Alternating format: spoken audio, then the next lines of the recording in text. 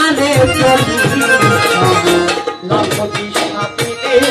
আমার জ্বালা পোড়াবো নানা সাথে বটে আশিক জ্বালা পোড়াবো